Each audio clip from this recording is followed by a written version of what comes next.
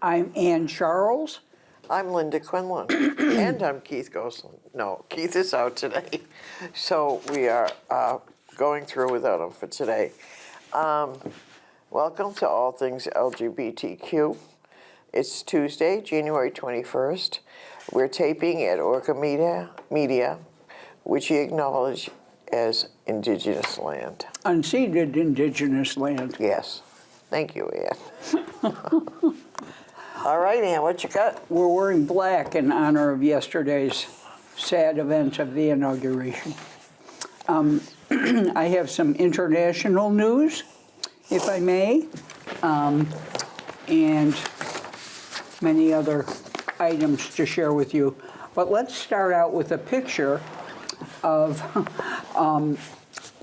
Dirk Daner, who was a co-founder of the Tom of Finland Foundation, and one of the judges of the International Mr. Leather. This is international because the International Mr. Leather is the oldest leather conference in competition, but it has removed Dirk Daner from being a judge. And his picture reveals him in a leather outfit, but it doesn't show the Nazi regalia, which has caused him to be removed as a judge and caused a lot of controversy. David Rosenberg, the International Mr. Leather's executive director, announced that he has been removed on a Facebook post following outcry over the photographs of Daner wearing Nazi regalia, and these photographs began to circulate online. I've been trying to write a post that isn't angry, but I am angry, very angry. New information that came to me this morning regarding one of International Mr.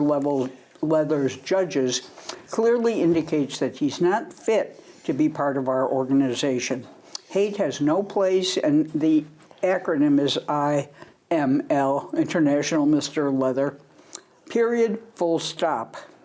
Anyone who wears a hate-based imagery or symbols, whether Nazi regalia or I'm quoting here, or a fucking MAGA hat, has no place at the table, no voice in the conversation, and can fuck right off, he continued. There's no gray area here. A most sincere thank you to everyone who brought this information to our attention. Thank you for holding us accountable and pushing us to do better. We must do better. Now, if you're wondering about this organization, Keith could inform you, but in his absence, I'll tell you. Over 2,000 contestants from 27 countries compete annually in the International Mr. Leather contest, which this year is set to begin in May in Chicago. Contestants win competitions in local gay bars or contests before vying for the top prize through pageant-like categories, which include an evaluation of physical appearance, leather attire, and an oral presentation. As of Tuesday, Daner was no longer listed among IML's judging panel. J.L. Carter, Mr. Sister Leather 2024, also spoke out against Daner last week online. More than one person suggested I should run this year in the IML competition. I think not, he wrote on Facebook. My only regret is not speaking up about this sooner, because it's the worst kept open secret in the LA leather community. It's why I don't go to the Tom House anymore. Now, what is the Tom House, you may wonder? It's a one-time LA home of Tuukko Laaksonen, more popularly known by his artist name Tom of Finland, where the Tom of Finland Foundation is based.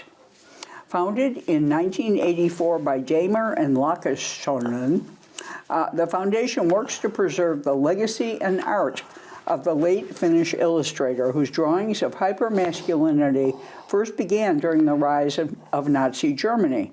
They've become staples in both gay bars and art galleries, and even fashion collaborations.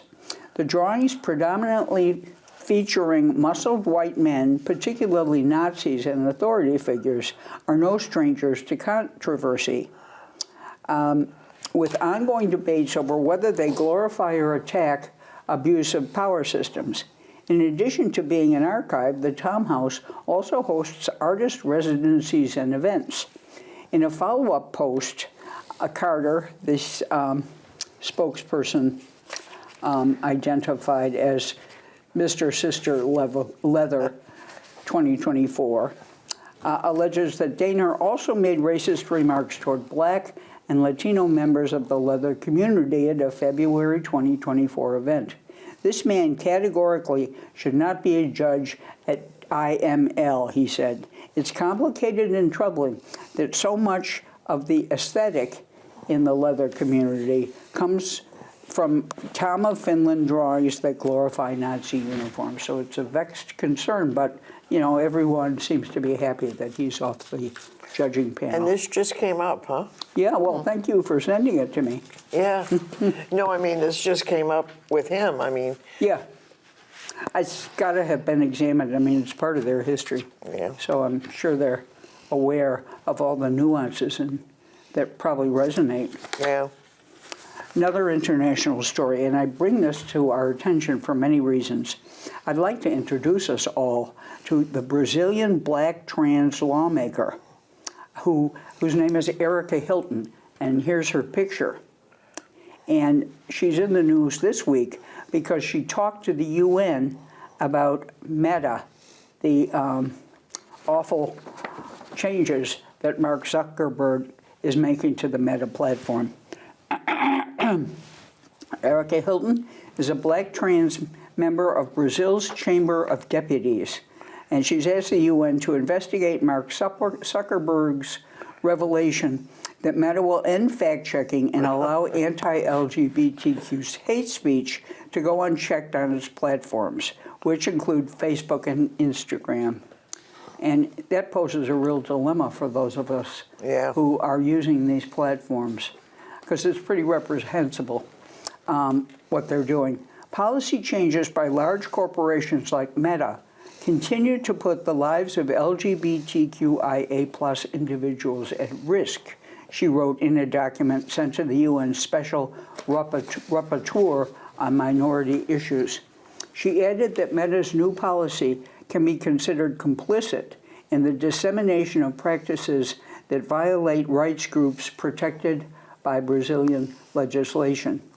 Hilton, one of the first trans people elected to Brazil's Congress, also pointed out that the relaxed policies violate 2 UN-approved international treaties, the International Covenant on Civil and Political Rights of 1966 and the Declaration of Rights of Persons Belonging to National or Ethnic, Religious, and Linguistic Minorities of 1992. This is a little in the weeds. Immediate intervention is essential to protect the rights of affected communities and prevent further human rights abuses, she wrote. Zuckerberg, and this is really creepy, I didn't know the chapter and verse of this.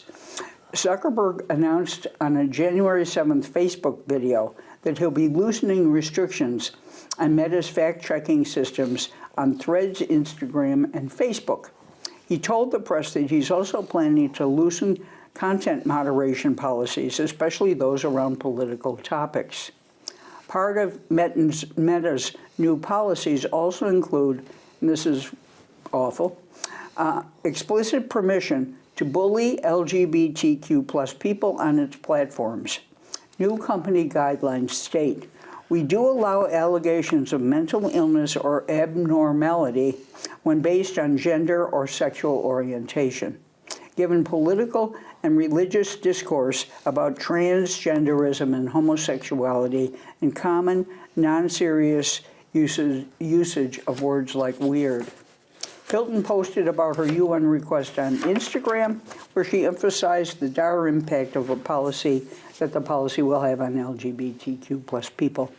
I cannot allow practices that violate fundamental rights to go unpunished, she wrote, according to a translation. In Brazil, where transphobia and violence against LGBTQIA plus people are already reaching alarming levels, and I talk about this often.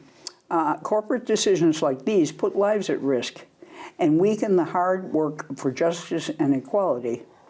I will continue fighting for a safe and respectful digital environment for all people, for the sovereignty of Brazil, and the regulation of social networks against the right to commit crimes on the internet as the extreme right wants. We will not back down. Hilton has made, this is an amazing person really, she's made waves for her immense passion in fighting for the rights of marginalized people. The 32-year-old has spoken about wanting to make politics more appealing to young people and was named a next generation leader by Time in 2022. Good. So what an amazing person, and what a strong, important message. I hope it gets more publicity. Now, Linda, you want me to go to, I'm finished with international news. I could start in with Europe, or? All right, I will start and then I'll come back to you. I have many things in my segment, so I can do some of them now or not. It's up to you. Go ahead, do one more. All right, let's, I'd like to have some European news now, beginning with a Finnish film called Light, Light, Light. It was directed by Inari Niemi and was released in 2011. The film is based on the award-winning novel of the same name by Vilja Tulia Ruotanen. And the plot is, it's a coming-of-age story about first love and the Chernobyl disaster. The film follows Maria, a 15-year-old girl who records her thoughts about life and the disaster in a podcast. When Mimi, an unpopular girl with an unstable home life, moves to town, Maria's life is changed forever. So now let's look at a clip of Light, Light, Light. Hyvät kuulijat, jos pelkäätte A. Rakkautta tai B. Ydinräjähdyksiä, voitte nyt sulkea vastaanottimenne ja jättää minut. Moi, hei, tervetuloa kotiin. Tässä taitaakin olla meidän uusi oppilas Miranda. Voitko tehdä mulle palveluksen? Näyttele mun ystävää. Hyvät kuulijat, jos toinen antaa avaimen, ota se. Jos toinen näyttää haavansa, paina omasi sitä vasten. Mä vaan haluaisin johonkin pois. Johonkin tosi kauas. Kaikki kaverit muuttaa täältä pikkuhiljaa pois. Mä oon täällä. Et sä oot tänne jäämässä.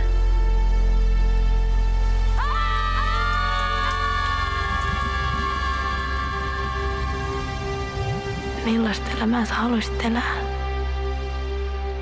Miltä susta tuntuu, että sun äiti on sairas? Miltä susta tuntuu, kun sä roikotat sun päätä ikkunasta? Miltä tää susta tuntuu?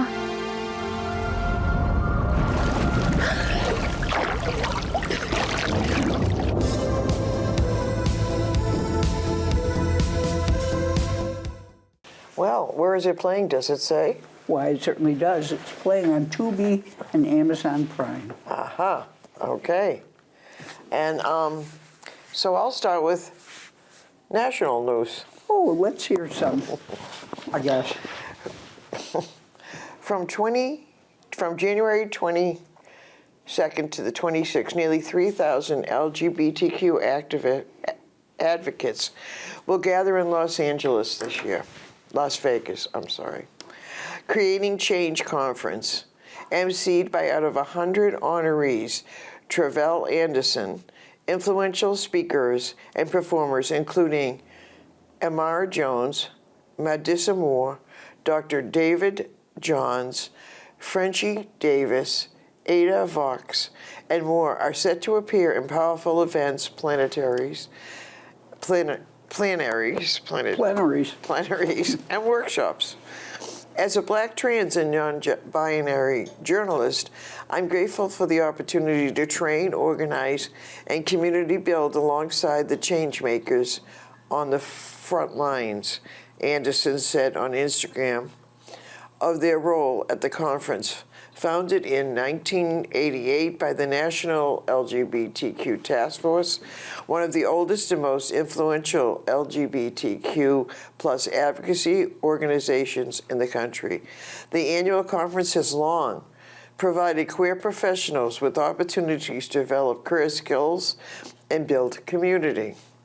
According to the organization's president, Kiara Johnson, this year's theme, Rooted in Resistance, Power and Love, underscores the importance of confronting injustice, harnessing collective power, and acting with love. You know, that's amazing.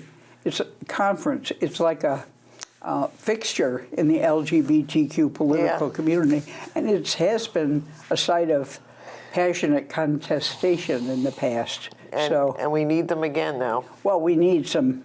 Yeah. We need some activism for sure. Our own U.S. Representative Becca Balint. Oh, here, 3 cheers for Becca. A progressive lesbian Democrat from Vermont is attending Donald Trump's inauguration to show she's not intimidated.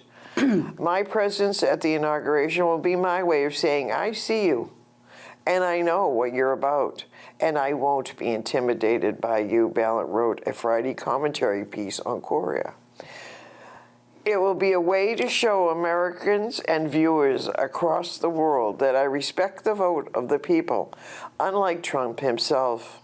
4 years on, he's still lying about the 2020 election, and Republican leaders in both the House and Senate are not just complicit in these lies, they facilitated them, and they are now trapped by them. So. She's so, you know, she's beyond a rising star at this point. Yeah. I mean, we hear her quoted everywhere. And on TV when we watched it. Cecilia Richards, the former president of Planned Parenthood and feminist activist and LGBTQ ally, died Monday of an aggressive brain cancer. Her family confirmed in a statement she was 67. Richards, the daughter of the former Democratic Texas governor, was one of the nation's most prominent advocates for abortion rights. Ann Richards' daughter. Yeah, she was a dynamo. Yes. I've seen her on, MSNBC and a lot of places, and she was really, it'll be a big loss. Ariana Chidri, the first out transgender person on a city council in Ohio, wants her constituents to know that she can serve her town's needs as well as anyone else could. And as fires rage and ravage the Los Angeles area, conservatives have spent the past week blaming DEI hires Democratic Governor Gavin Newsom and the out lesbian fire chief.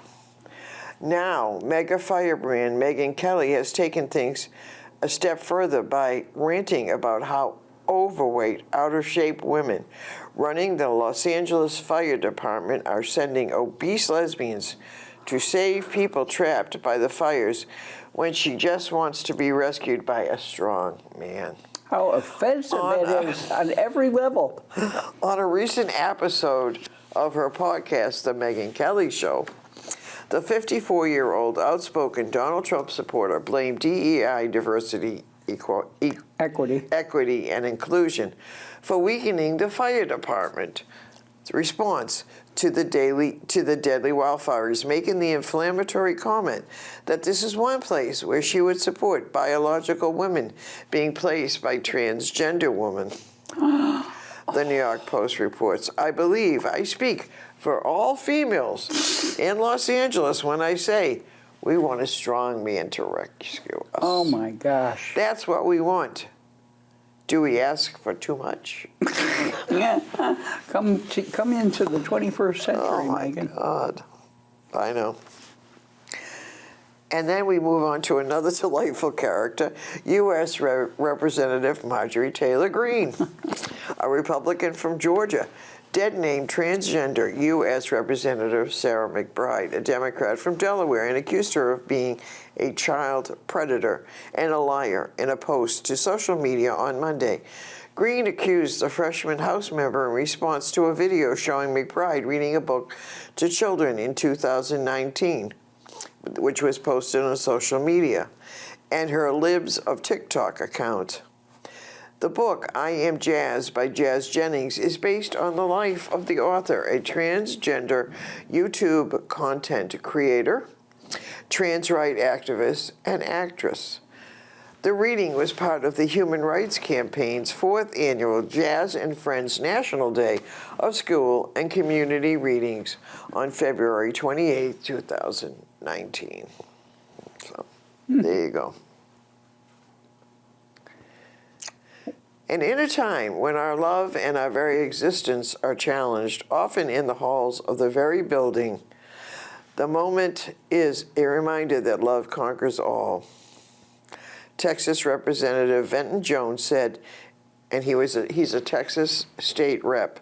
Venton Jones proposed to his longtime partner on Tuesday on the opening day of the state's 89th legislative session, and immediately following Jones' swearing-in ceremony on the Texas House floor. That is great. I know, isn't it? Virginia is poised to take a historic step towards enshrining marriage equality in its state constitution, as the House of Delegates approved a measure to repeal the state's ban on same-sex marriage on Tuesday. While marriage equality is federally protected under the 2015 Supreme Court decision and the 2022 Respect of Marriage Act signed by President Joe Biden, the move addresses concerns about potential threats to the LGBTQ rights, given the U.S. Supreme Court's increasingly conservative stance. So, but, enshrining in the state, as we know, is not going to help if it passes nationally. Why don't I do finish my Europe stories, and then we'll go back to you, and then we'll go back to me again. Okay. Since there are only two of us, we can break it up a little more. All right. If that's okay. Go right ahead. Well, let's talk about Germany, which has seen an interesting development that I've been observing for quite some time. I'd like to show you a picture now of Alice Weidel. It's got to be vital. But anyway, she is a far-right lesbian candidate who has rejected, and the party she runs with, is an Alternative for Germany party called AfD. And it's a right-wing political party. She was just elected as the party's first ever candidate for chancellor. Her rise to prominence within a party known for its anti-LGBTQ+ and nationalist rhetoric highlights a glaring contradiction as Germans prepare to head to the federal election on February 23rd. She's raising two sons with her partner, a Swiss woman born in Sri Lanka. At the AfD's weekend conference in Saxony, delegates unanimously elected her and lead their charge for power. Simultaneously, they adopted policies excluding families like hers from their definition of acceptable. The delegates included the sentence, "The family, consisting of father, mother, and children, is the nucleus of society." In their election program, initially the draft program only stated the family is the nucleus of our society, so they're spelling out their anti-LGBTQ platform. On Sunday, the party voted to also enshrine the so-called traditional definition of family, and the move directly, of course, conflicts with her own family life. She has a home in Switzerland with her female partner, Sarah Bossard, a Sri Lankan-born Swiss filmmaker, and two young sons. She's getting support, and this we know, from Elon Musk. Yeah. And, German, I just wish he'd stay out of Germany, and I think some Germans do as well. So Musk interviewed her, and roughly 200,000 users tuned in as he endorsed her and praised her as a very reasonable person. His alignment with the AfD has drawn international criticism, particularly given the party's classification as a suspected right-wing group by Germany's domestic intelligence agency. While during the interview, Musk urged Germans to support the AfD, warning that things are going to get very much worse in Germany if they do not. I mean, him. So Weidel, 45, has a doctorate in economics and spent 6 years in China, where she learned Mandarin and researched the country's pension system. Deutsche Welle, the newspaper in Germany, reports that she admires Margaret Thatcher for her neoliberal policies and resilience, reflecting similar views in her own platform, advocating welfare cuts and privatization. The AfD recent state election successes have bolstered her confidence. National polls show the party is at 20%. Fueled by economic, yeah, no kidding. Fueled by economic frustrations and policies, she's selling a populist message to gain support in Germany. So that's an interesting development. I hope she stays where she is. Yeah. Let's go to Spain for a couple of interesting stories. Well, one awful one, but the first one shines a light on our Catholic Church and the Pope. A Spanish Catholic priest has denied communion to a gay mayor because he's living with a man. The mayor of a small town in Spain has blasted his local Catholic church for denying him communion because he's gay and living with his partner. On January 12th, Ruben Garcia de Andres, the socialist mayor of Torrecaballos and a practicing Catholic, took to social media to call out his local parish priest, who he says banned him from receiving Holy Communion. He wrote that he's spoken to this priest, who told him that he would consult the Bishop of Segovia, the Spanish province where his town is. He said that he later received a written response from the bishop in which he was told that the church doctrine is clear and he would continue to be denied communion. The mayor also wrote that he was pressured to step away from his role as a lay preacher in the town 2 years ago for similar reasons. Garcia de Andres said that the church's decision has caused him, his family, and his people pain, and that while he can forgive the pain it has caused him, which is so Catholic, he cannot forgive the pain it has caused his family.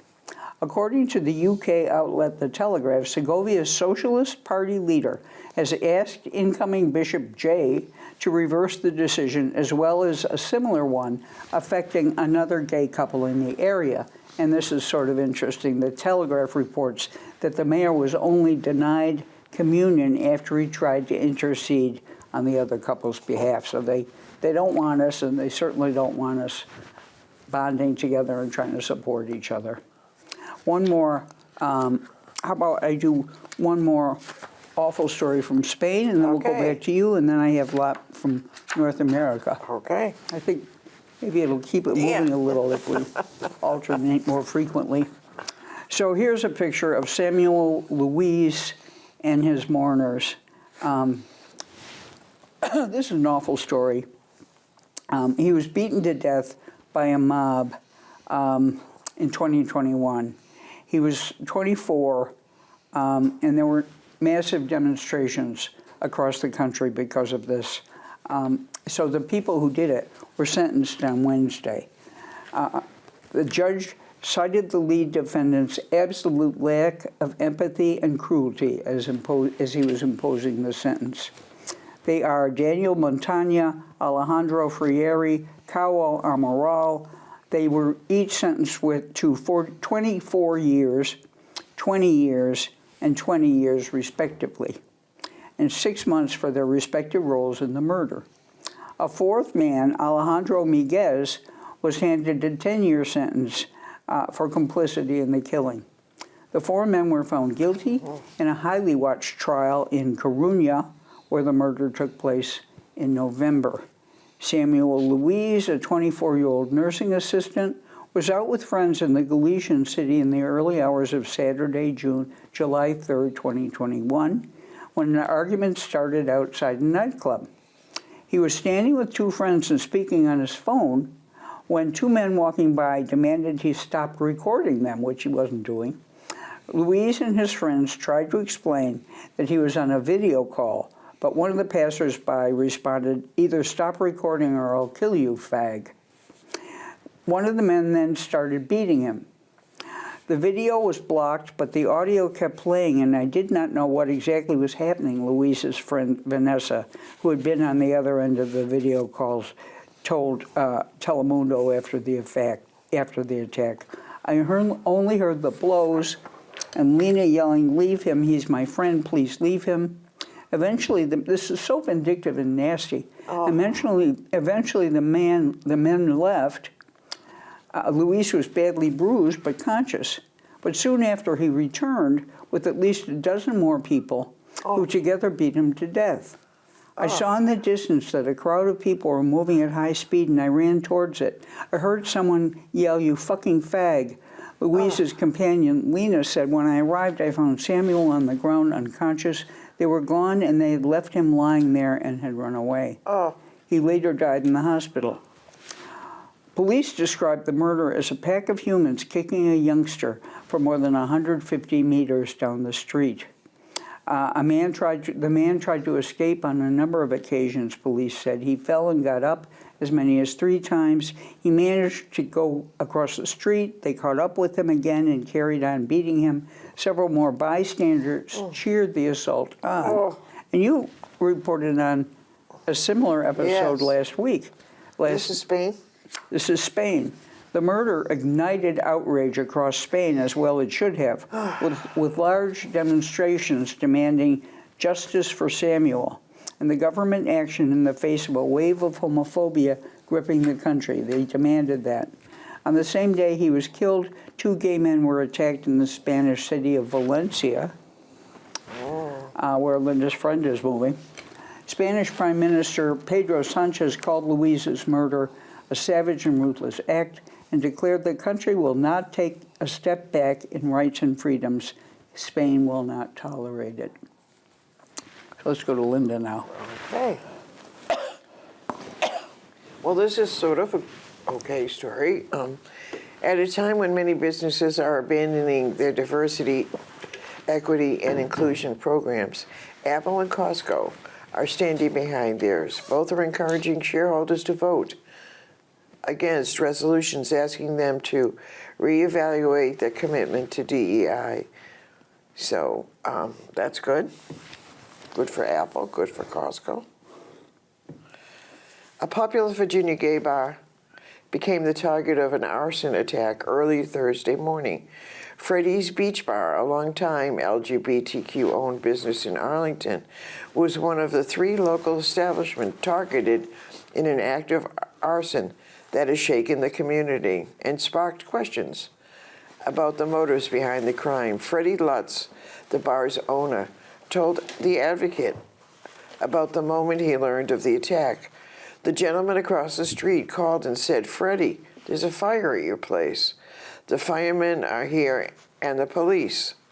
I rushed down, and thankfully, they got it under control before it spread beyond the vestibule. It could have been much worse. So.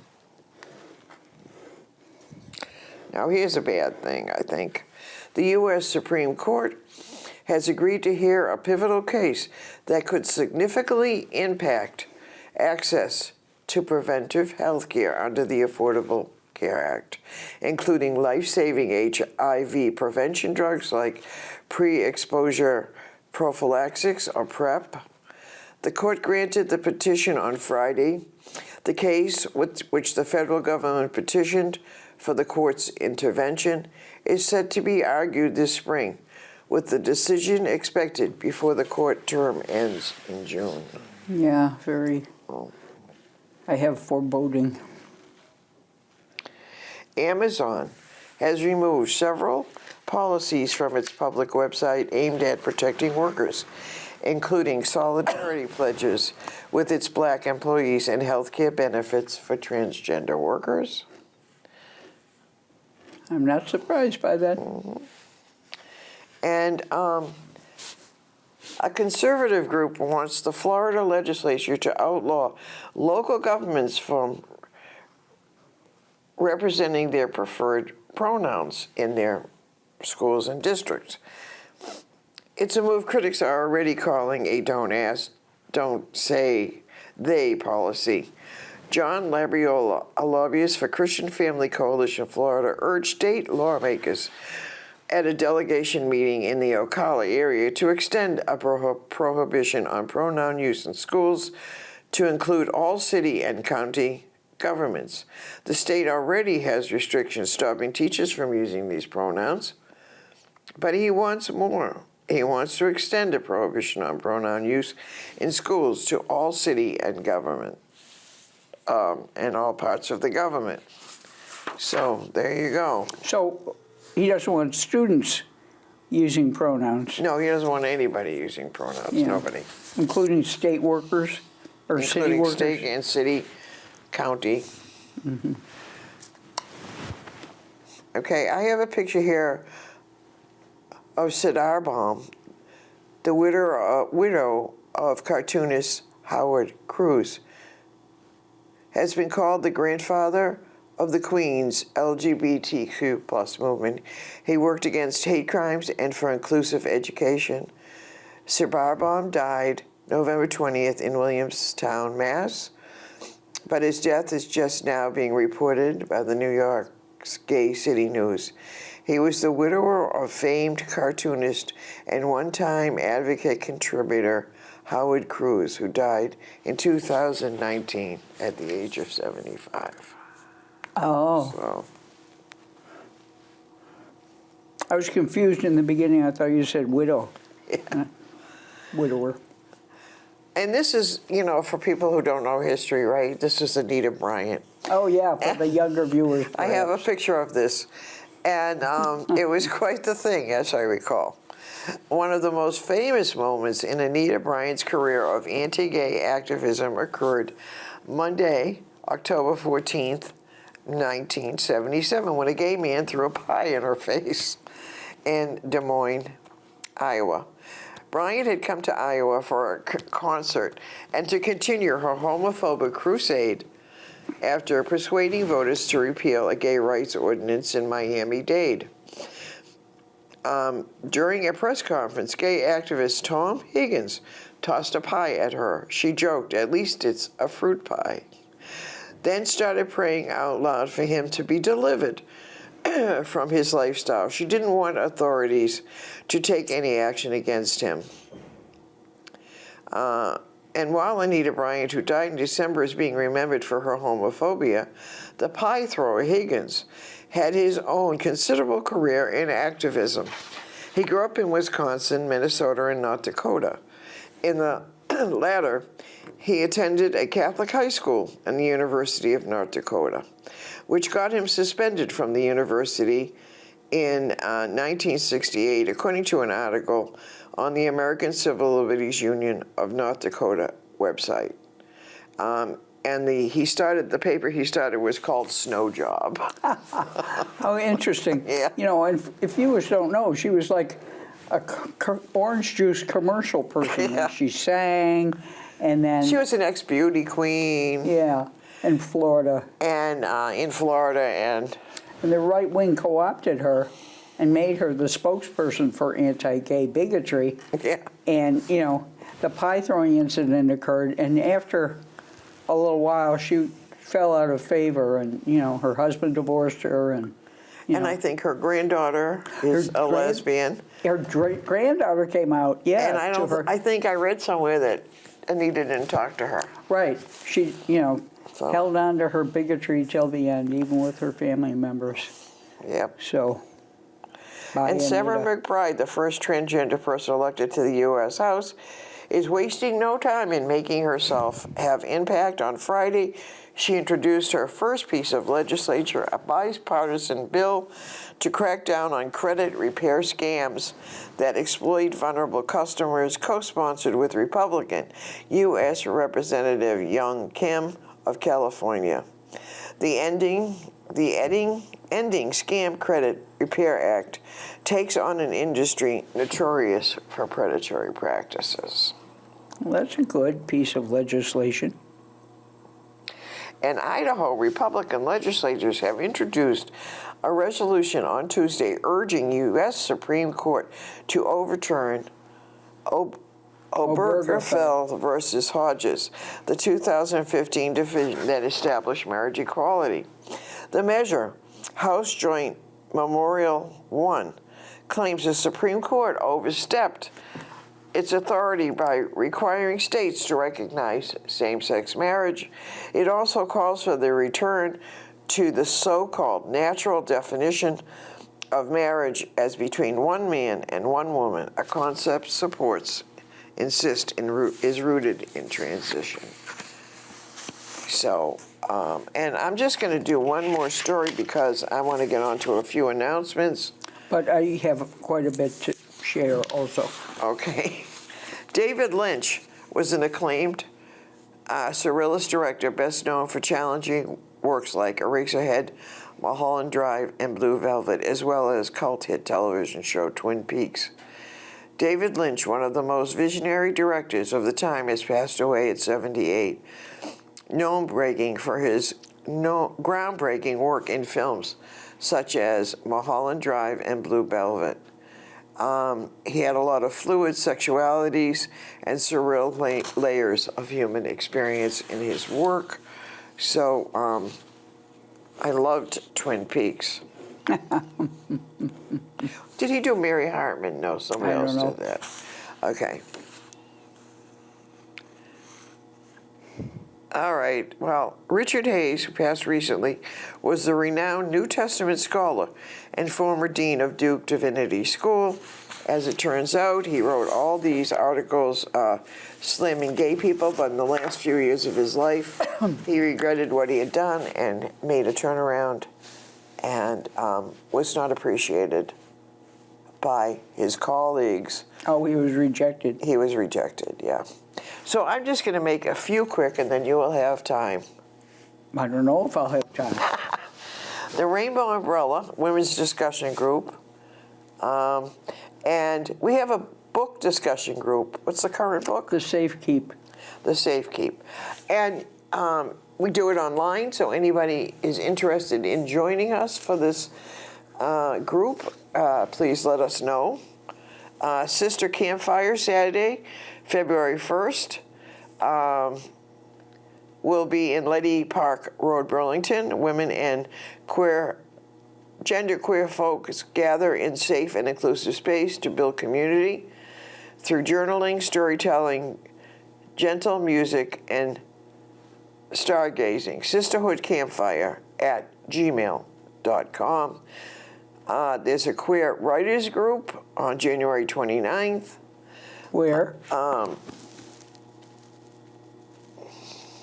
Doesn't say here, but I think it is at Rainbow Umbrella. No, Rainbow Bridge. Rainbow Bridge offices. Sorry. It was abbreviated. Board Game Day, also at Rainbow Bridge. Yeah. And Fox Market Karaoke in Barrie is Saturday, January 25th. And Queer Speed Dating. And so check your local times and places and listings for all upcoming activities. I don't have them all, but it's a sampling. It's a sampling. Yeah. All right, now let's look at a picture of this lesbian hockey player, Haley Cudmore, because she is one of the characters in this Hyundai ad in Canada, which has caused a little bit of a stir. It's a heartwarming new ad from Hyundai Canada depicting married hockey superstars Brianne Jenner and Haley Cudmore driving with one of their children. The sweet ad, affectionately named Babies on Board, shows Jenner driving while utilizing the new Hyundai Tucson's baby mode feature. Jenner drives slowly and cautiously to keep the baby asleep before revealing a twist. Cudmore is also asleep in the back seat, with the new feature keeping her at rest too. Jenner has won 2 Olympic gold medals and a silver for Team Canada, and she's currently the captain of a professional women's hockey team, Ottawa Charge. Cudmore is retired from hockey and formerly played for the Calgary Inferno of the now-defunct Canadian Women's Hockey League. So let's look at that commercial if we could. It's 31 seconds. The redesigned Hyundai Tucson is full of innovative new safety and tech features, like baby mode, which smooths both braking and acceleration, keeping passengers of all sizes more comfortable.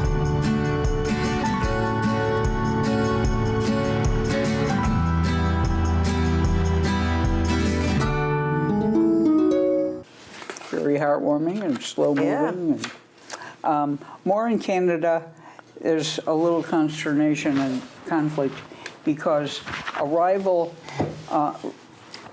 Columbia Bible College, has been playing the Vancouver Island University Mariners squad, and but the VIU Mariners say that they're not going to play a pair of games against that team in their division because of alleged verbal and physical mistreatment of a transgender teammate that they say has not been addressed. And the coach of this Columbia Bible College was absolutely abusive. They had all 13 players signed a letter saying they don't feel safe playing at Columbia Bible College. All of us should be free to be ourselves and play the game we love in a supportive and safe environment, including queer and trans athletes, read the letter. Mariners forward Harriet McKenzie, and there's a picture of her. She spoke in October about verbal and physical mistreatment she endured when her team hosted the Columbia Bible College for a pair of games. McKenzie, who's transgender, said the visiting team's coach, Taylor Claggett, went on a tirade after losing the October 25th game, yelling at a Mariners staff member about how McKenzie shouldn't be allowed to play against women. The social media account linked to Claggett also posted anti-trans messages after the game. The two sides played again on October 26th, and McKenzie claimed her opponents physically targeted her. She shared a video from the game where, away from the ball, a Columbia player tosses McKenzie to the ground. Columbia Bible College and Evangelical Mennonite Bible College later said in a statement that Claggett was speaking out for the safety of her players like any good coach would do. It's just horrible. We stand in support of Taylor Claggett and all of our coaches in addressing their legitimate concerns for the safety of our student athletes. McKenzie filed a statement with PAC West, the Pacific Western Athletic Association, but the letter released by her team said the governing party hasn't investigated it or issued suspensions or consequences. By doing nothing, by saying nothing, by issuing no suspensions or sanctions, your message is clear. You think what happened was okay, read the letter. They need to know that It's not okay. they got an ultimatum. Look, if you don't like it, don't come to the game. And they are, high ranked in the championship. So if they say take it or leave it, forfeit the game. If you insist on keeping your trans player, it's awful. And so in conclusion, the team says, we love this game and we love our team. We are counting on you to have our backs, they said to the PAC West, but we'll see. Quick headlines. You said that the fires were blamed on the lesbian fire chief. Yeah. Turkey's President Recep Tayyip Erdogan has blamed Gay gays people? for the failing birth rate. He's doing this Year of God. the Family study. Russian police arrest a man and trash his apartment because he joked about founding a gay movement. He's been fined at 100,000 rubles, which is about $950, for claiming he started the banned in Russia international LGBTQ rights movement. I should post there. His name is Anton Erdokimov. He's already in prison for making another provocative post about the war in Ukraine. He was found guilty of propaganda of non-sexual relations in November for disturbing a graphic post so the graphic post was when he said he was founder of this terrorist organization. So the case was considered while he was in prison, and he had a pride flag accompanied by an ironic confession that he founded this organization. So He's in prison for a while, huh? He's regularly taken part in opposition protests in the past. In January 2021, he was arrested for 10 days for going to a rally in support of Alexei Navalny, the anti-corruption leader. So he's in custody now. At 7 in the morning, the day of his arrest, security forces came to his home, broke down the front door, and laid him and his brother face down on the floor and handcuffed them. At least 6 security operatives took part in the raid and confiscated his computer equipment, routers, and mobile phones. His brother was released, but he stays in prison. North America, a couple quick notes. Chiapas has passed marriage equality now. Mexico, as you know, has had marriage equality nationwide since 2022, having achieved it state by state via state legislatures. The Supreme Court rulings and state governors' orders have also played a role. Following a 2015 Supreme Court ruling, each state has to insert marriage equality into its laws. And Chiapas is the latest state to have done that, leaving only 3 of the 32 states with unfinished marriage equality business. So that's good. It's going slowly. My last story involves a person called the Oprah of China. Now we're in Asia. There's a picture before you of Jin Xing, who has been blackballed by the Chinese government. She's a hugely popular trans dancer in China, but she's off the stage after 4 long scheduled performances were canceled by the government authorities, and she doesn't know why. She's dubbed the Oprah of China for her crossover appeal in the conservative communist country.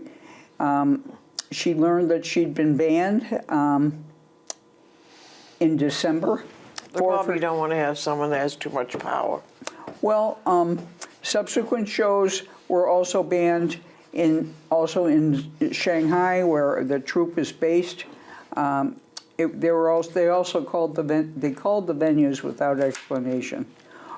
She's been around for a while, over a decades-long career. She's regularly sold out concerts and counts 13.6 million followers on her Weibo social media account.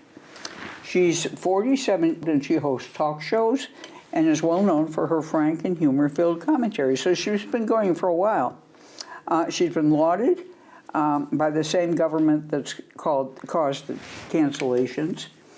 Chinese state media have called her one of 10 legendary figures in Chinese modern dance, and she's been the subject of glowing published profiles. Authorities cited insufficient documentation for the sudden cancellation.